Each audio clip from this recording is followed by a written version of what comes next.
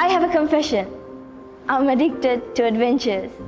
I love skydiving, scuba diving, horse riding, driving 4x4, hiking, shooting, and the list goes on. But the biggest adventure of my life is music. I think that adventure will never end. Give it up for Yohani! I did not grow up wanting to become a musician. No one in my family is a musician as well. We grew up right at the center of the civil war because my father was a major general in the Sri Lankan army. He's a handsome man and an explorer.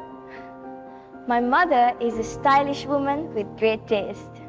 So naturally, they pushed us to try new things and experience new things.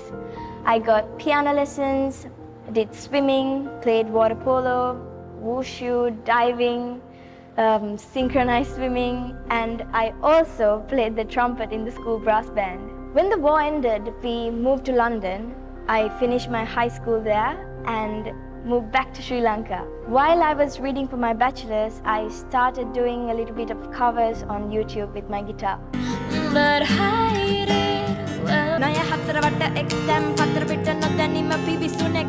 Then I moved to Australia to read for my master's.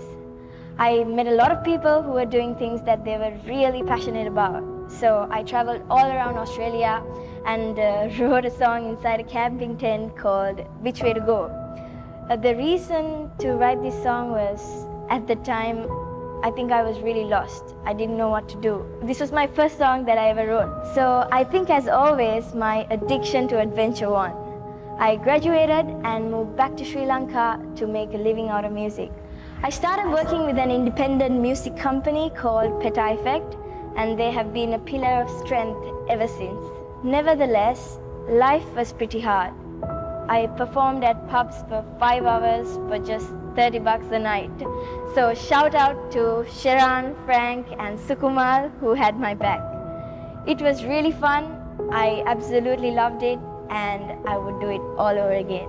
That same year, I auditioned for Red Bull Presents, and that program changed the trajectory of my whole music career. My music is my truth.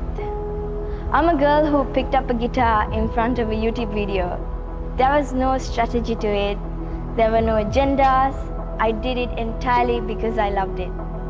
And even after all these years, I write and produce with the same excitement and same humbleness.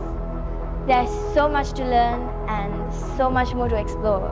It has been an amazing journey so far, and I enjoy every bit of it.